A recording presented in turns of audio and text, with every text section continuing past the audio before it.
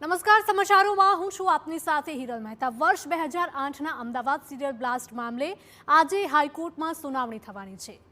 ત્યારે 38 દોષિતોની ફાંસીની સજા મામલે હાઈકોર્ટ સંભળાવશે ચુકાદો। આજે સવારે 11 વાગ્યે હાઈકોર્ટ સંભળાવશે ચુકાદો। હાઈકોર્ટમાં ડે ટુ ડે ચાલી રહી હતી સુનાવણી। અમદાવાદની વિશેષ અદાલતે 38 દોષિતોને સંભળાવી હતી ફાંસીની સજા। સ્પેશિયલ કોર્ટના ચુકાદા સામે ગુજરાત હાઈકોર્ટમાં નિયમિત સુનાવણી ચાલી રહી હતી। ત્યારે હાઈકોર્ટે કેસની ગંભીરતાને ધ્યાનમાં રાખી સ્પેશિયલ બેન્ચની રચના કરી હતી। માર્ચ 2025થી કેસમાં ડેઇલી બેસિસ પર હાથ ધરવામાં આવી સુનાવણી। ત્યારે કેસમાં અન્ય 11 દોષિતને ફટકારવામાં આવી હતી આજીવન કેદની સજા। ત્યારે કાયદાકીય નિયમ મુજબ નીચલી અદાલત દ્વારા અપાયેલી ફાંસીની સજા હાઈકોર્ટ મંજૂર ન કરે ત્યાં સુધી તેનો અમલ થઈ શકતો નથી।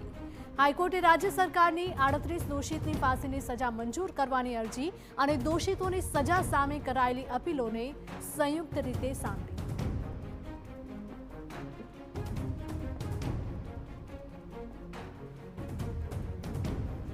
તો આ મહત્વના સમાચાર કે જ્યાં વર્ષ 2008ના અમદાવાદ સિરિયલ બ્લાસ્ટ કેસ મામલે આજે હાઈકોર્ટમાં સુનાવણી થવાની છે। ખૂબ જ મોટો દિવસ છે આજે। ત્યારે 38 દોષિતની ફાંસીની સજા મામલે હાઈકોર્ટ આજે ચુકાદો સંભળાવશે। આજે સવારે 11 વાગે હાઈકોર્ટ સંભળાવશે ચુકાદો। તો હાઈકોર્ટમાં ડે ટુ ડે સુનાવણી પણ ચાલી રહી હતી। ત્યારે અમદાવાદની વિશેષ અદાલતે 38 દોષિતને સંભળાવી હતી ફાંસીની સજા। તો સ્પેશિયલ કોર્ટના ચુકાદા સામે હાઈકોર્ટમાં નિયમિત સુનાવણી ચાલી રહી હતી અને હાઈકોર્ટે કેસની ગંભીરતાને ધ્યાનમાં રાખીને સ્પેશિયલ બેન્ચની રચના પણ કરી હતી। માર્ચ 2025થી આ કેસમાં ડેઇલી બેસિસ પર સુનાવણી હાથ ધરવામાં આવી હતી। ત્યારે કેસમાં અન્ય 11 દોષિતને ફટકારવામાં આવી હતી આજીવન કેદની સજા। તો કાયદાકીય નિયમ મુજબ નીચલી અદાલત દ્વારા અપાયેલી ફાંસીની સજા હાઈકોર્ટ જ્યાં સુધી મંજૂર ન કરે ત્યાં સુધી તેનો અમલ નથી થઈ શકતો।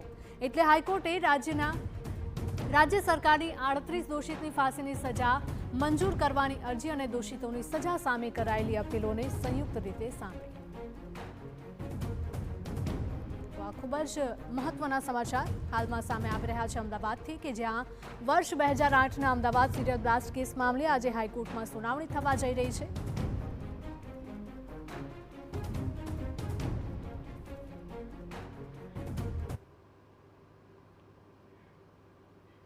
તો વધુ મામલે અમારા સંવાદદાતા રોનક લાઈવ જોડાયા છે। રોનક, જણાવશો કે વર્ષ 2008નો આ કેસ કે જ્યારે અમદાવાદમાં સિરિયલ બ્લાસ્ટ થયા હતા અને ત્યારે નીચલી અદાલતે ફાંસીની સજા આપી હતી, પરંતુ આજે હાઈકોર્ટમાં સુનાવણી થવાની છે। શું ચુકાદો આવી શકે?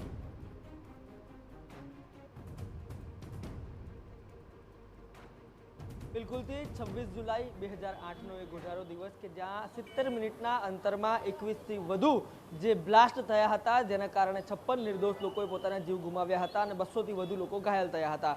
આજના દિવસની વાત કરવામાં આવે તો ગુજરાત હાઈકોર્ટ દ્વારા ચુકાદો છે તે આપવામાં આવનાર છે। આ ચુકાદો એ છે કે જે સમગ્ર બ્લાસ્ટ કેસ વિશેષ અદાલતમાં ચાલ્યો હતો અને આ વિશેષ અદાલત દ્વારા પ્રથમ વખત 48 જેટલા દોષિત કરાર આપવામાં આવ્યા હતા, જેમાંથી 36 જેટલા લોકોને ફાંસીની સજા છે તે સંભળાવવામાં આવી હતી। પ્રથમ વખત એવો કોઈ બનાવ હોય કે જેને આઝાદ ભારતમાં આટલી મોટી સંખ્યામાં ફાંસીની સજા છે તે સંભળાવવામાં આવી હોય।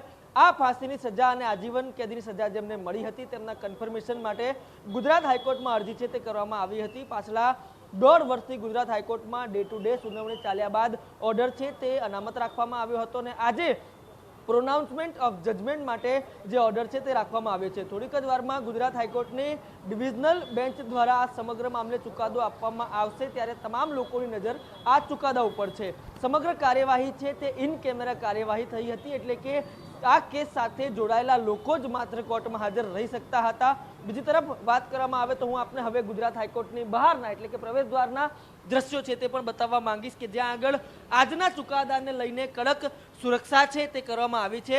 સામાન્ય રીતે ગુજરાત હાઈકોર્ટની સુરક્ષા વ્યવસ્થા સામાન્ય હોય છે, પરંતુ આજે ગુજરાત પોલીસના વિશેષ જવાનો છે તે સુરક્ષા વ્યવસ્થામાં છે। જેટલા પણ લોકો ગુજરાત હાઈકોર્ટમાં પ્રવેશ કરી રહ્યા છે તે તમામનું વિડીયો સર્વેલન્સ દ્વારા નિગરાની છે તે રાખવામાં આવી રહી છે। ન માત્ર એટલું, પરંતુ જે ગાડીઓ અંદર પ્રવેશી રહી છે તેને પણ ચેક કરવામાં આવી રહ્યું છે, એટલે કે તંત્ર દ્વારા પણ આ ચુકાદાને લઈને વિશેષ વ્યવસ્થા છે। કાયદો અને વ્યવસ્થાની સ્થિતિને લઈને કોઈ પ્રશ્ન ન થાય તેનું ધ્યાન રાખવામાં આવી રહ્યું છે। ત્યારે થોડીક જ વારમાં હવે કોર્ટની કાર્યવાહી શરૂ થશે અને કોર્ટ દ્વારા ચુકાદો છે તે આપવામાં આવશે।